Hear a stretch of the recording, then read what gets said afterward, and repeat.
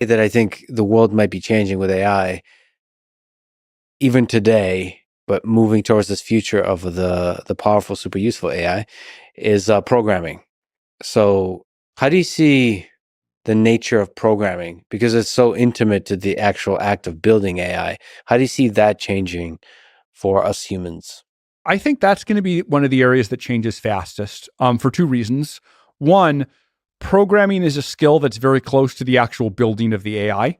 So the farther a skill is from the people who are building the AI, the longer it's going to take to get disrupted by the AI, right? Like, I truly believe that like AI will disrupt agriculture. Maybe it already has in some ways, but that's just very distant from the folks who are building AI. And so I think it's going to take longer.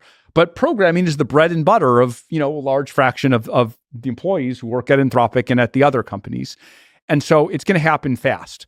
The other reason it's going to happen fast is with programming, you close the loop, both when you're training the model and when you're applying the model.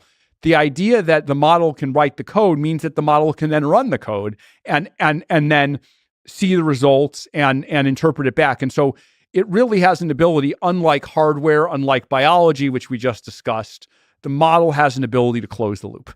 And so I think those two things are going to lead to the model getting good at programming very fast. As I saw on, typical real world programming tasks, models have gone from 3% in January of this year to 50% in October of this year. So, we're on that S curve, right? Where it's going to start slowing down soon because you can only get to 100%. But I would guess that in another 10 months, we'll probably get pretty close. We'll be at least 90%. So again, I would guess, I don't know how long it'll take, but I would guess again, 2026, 2027, Twitter people who crop out who crop out these numbers and get rid of the caveats, like I don't know, I don't like you, go away. I would guess that the kind of task that the vast majority of coders do, AI can probably, if we make the task very narrow, like just write code, AI systems will be able to do that. Now, that said, I think comparative advantage is powerful.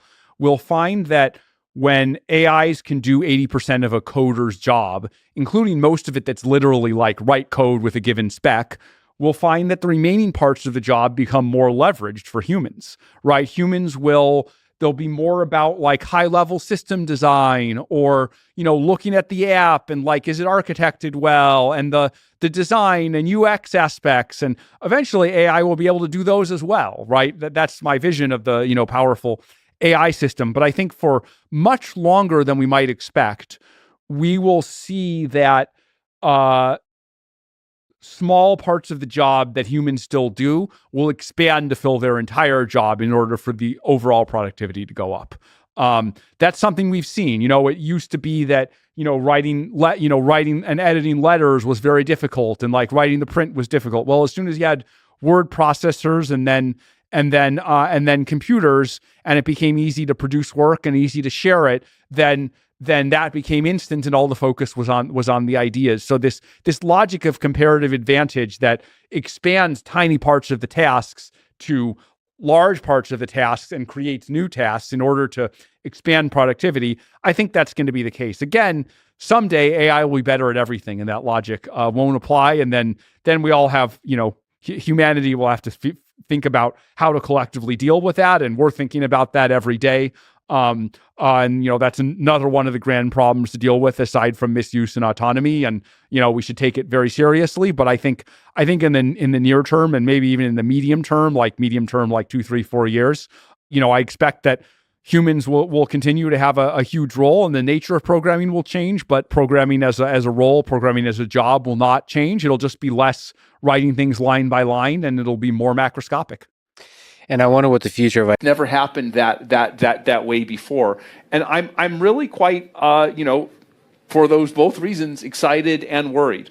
If I take an example, something like AI coding, the latest model we released, Claude Opus 4.5, I have some engineers, some engineering leads within Anthropic who have basically said to me, I don't write any code anymore. I just let Opus do the work and I edit it. We just released a new thing called Claude Code. We can go into that later. But this was a version of our tool, Claude Code, for non-coding. This was built in a week and a half, almost entirely with Claude Opus. There are still things for the software engineers to do, right? It's like, even if the software engineers are only doing 10% of it, they can, they still have a job to do, or they can take a level up. That's not going to last forever. The models are going to do more and more. And so there's an incredible, this is a microcosm. You can see there's an incredible amount of productivity here. Software is going to become cheap, maybe essentially free.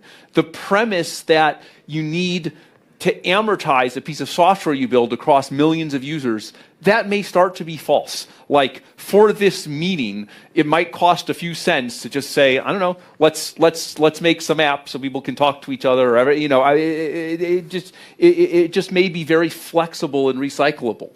But at the same time, there are whole jobs, whole careers that we built for decades that may not be present. And I think we can deal with it. I think we can adjust to it. But I don't think there's an awareness at all of what is coming here and the magnitude of it. So it's so interesting when you say that. So how do you think, in a world of high GDP growth, but also high unemployment, what does that do to society? And you say there are, people aren't thinking about it now. Can you give concrete examples of how society might organize itself to adapt to such a world?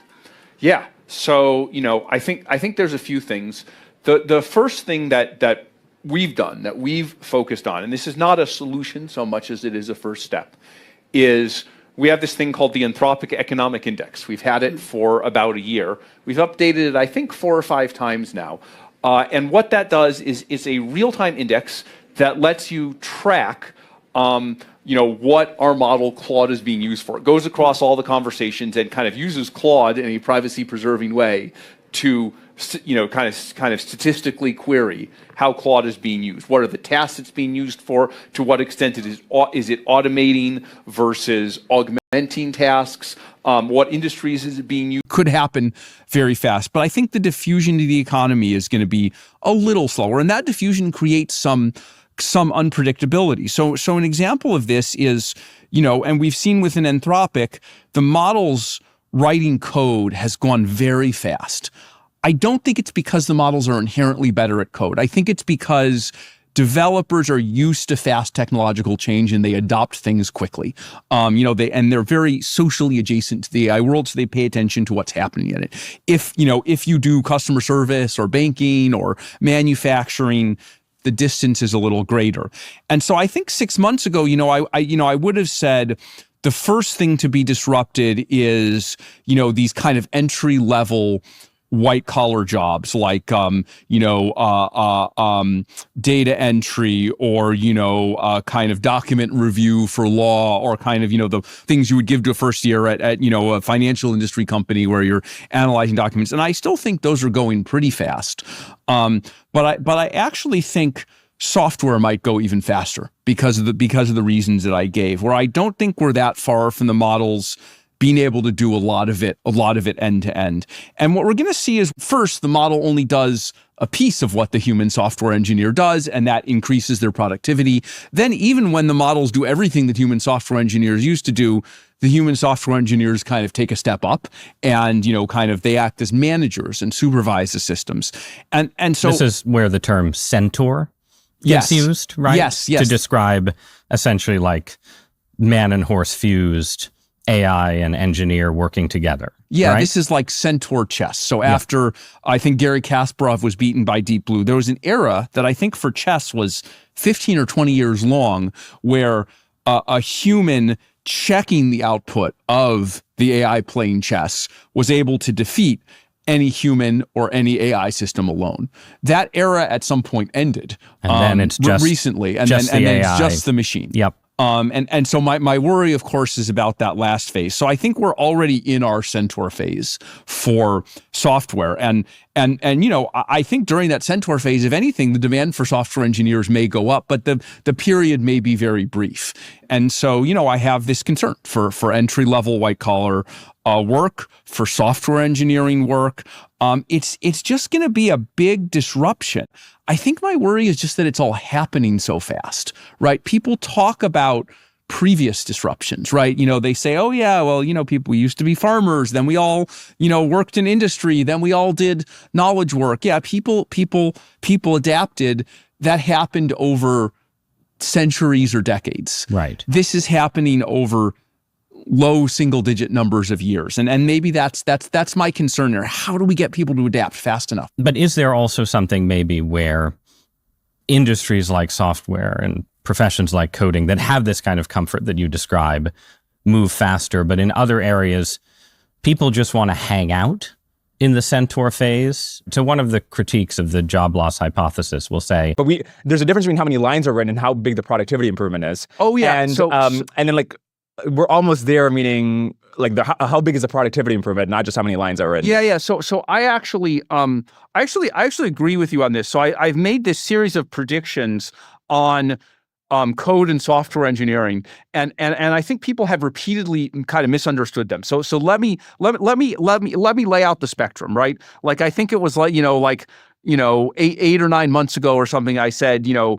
AI model will be writing 90% of the lines of code in 3 to 6 months, which happened at least at some places, right? Happened at Anthropic, happened with many people downstream using our models. But that's actually a very weak criterion, right? People thought I was saying we won't need 90% of the software engineers. Those things are worlds apart, right? Like I would put the spectrum as 90% of code is written by the model, 100% of code is written by the model, and that's a big difference in productivity.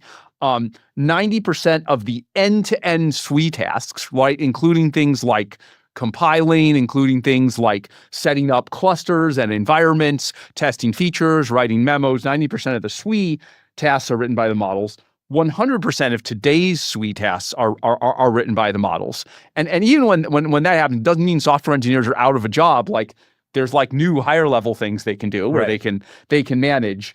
And then there's a further down the spectrum, there's 90% less demand for SWEs, which I think will happen, but this is a spectrum. And I wrote about it in the adolescence of technology, where I went through this kind of spectrum with farming. And so I actually totally agree with you on that. It's just these are very different benchmarks from each other, but we're proceeding through them super fast. It seems like in part of your vision, it's going from for us to do. We're not going to promise never to build first-party products, right? That we should be honest about. For example, a bunch of people at Anthropic write code. And so, we made this internal tool called Claude Code. And because we ourselves write code, we have, I think a special and unique insight into, how to best use the AI models to write code. So, I think in the code space, we've become very strong competitors because this is something we use ourselves. But I don't think that generalizes to every possible industry.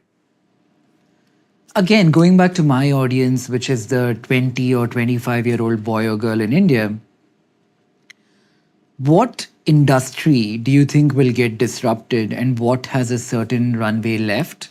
I'm asking from the lens of, I'm trying to figure out what book to read, which college to go to, what skill set to learn. If I'm starting a startup today, what has some kind of a tailwind? Yeah. For a short period of time is okay as well. But yeah, what has tailwind?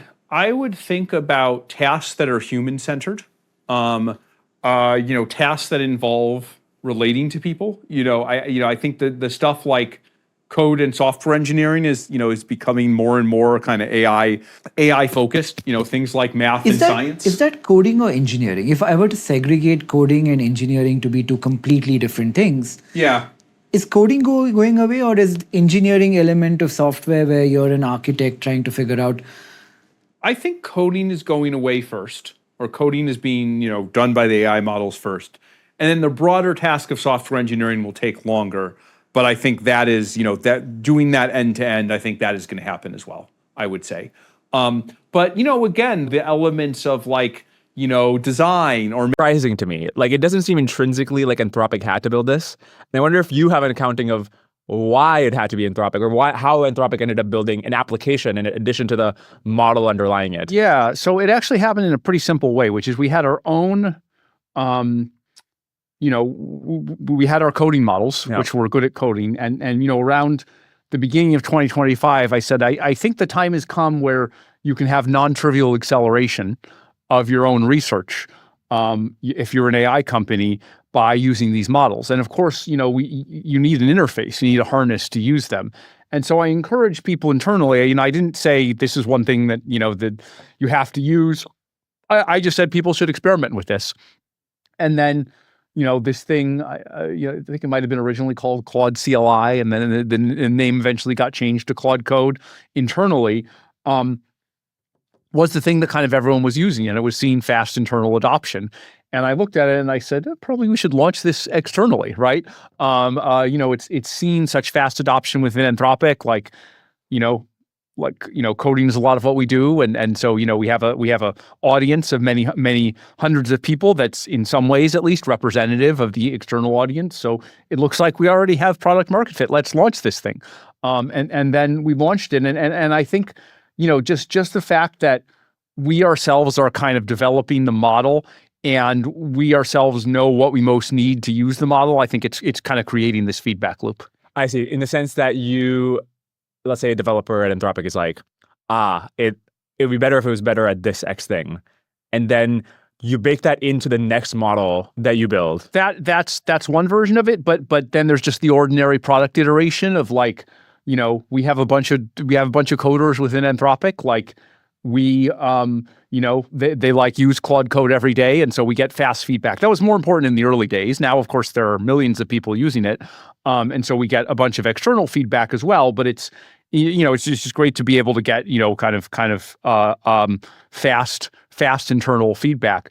I think this is the reason why we launched a coding model and didn't launch a pharmaceutical company, right? My background's in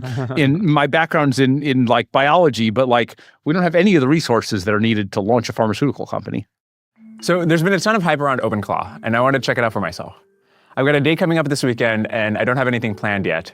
So I gave OpenClaw a Mercury debit card. I set a couple $100 limit, and I said, surprise me. Okay, so here's the Mac Mini it's on, and besides having access to my Mercury, it's totally quarantined. And I actually felt quite comfortable giving it access to a debit card because Mercury makes it super easy to set up guardrails. I was able to customize permissions. In terms of the models at Anthropic, if we look at, let's take coding. Coding is one area where, I think Anthropic models have advanced very quickly. Adoption has been very quick. We're not just a coding company. We're planning to expand to many areas. But if you look at coding, we released 3.5 Sonnet, a model we called 3.5 Sonnet V2, which let's call it 3.6 Sonnet now, 3.7 Sonnet, and then 4.0 Sonnet and 4.0 Opus. And that series of 4 or 5 models, each one got substantially better at coding than the last. If you want to look at benchmarks, you can look at SWE-bench growing from I think 18 months ago it was at 3% or something, growing all the way to 72 to 80%, depending on how you measure it. And the real usage has grown exponentially as well, where we're heading more and more towards autonomously. You can just use these models. I think the actual majority of code that's written at Anthropic is at this point written by, or at least with the involvement of one of the Claude models, and various other companies have said similar statements to that. So we see the progress as being very fast, and the exponential is continuing, and we don't see any diminishing. Dario, you last year in Paris said, we'll have a model that can do everything a human could do at the level of a Nobel laureate across many fields by 26, 27. We're in 26. Do you still stand by that timeline? So, it's always hard to know exactly when something will happen, but I don't think that's going to turn out to be that far off. So, the mechanism whereby I imagined it would happen is that we would make models that were good at coding and good at AI research, and we would use that to produce the next generation of model and speed it up, to create a loop that would increase the speed of model development. We are now, in terms of the models that write code, I have engineers within Anthropic who say, I don't write any code anymore. I just let the model write the code. I edit it. I do the things around it. I don't know, we might be 6 to 12 months away from when the model is doing most, maybe all of what SWEs do end to end. And then it's a question of how fast does that loop close? Not every part of that loop is something that can be sped up by AI, right? There's like chips, there's manufacture of chips, there's training time for the model. So it's, I think there's a lot of uncertainty. It's easy to see how this could take a few years. It's very hard for me to see how it could take longer than that. Yeah. But if I had to guess, I would guess that this goes faster than people imagine, and that key element of code and increasingly research going faster than we imagine, that's going to be the key driver. It's really hard to predict, again, how much that exponential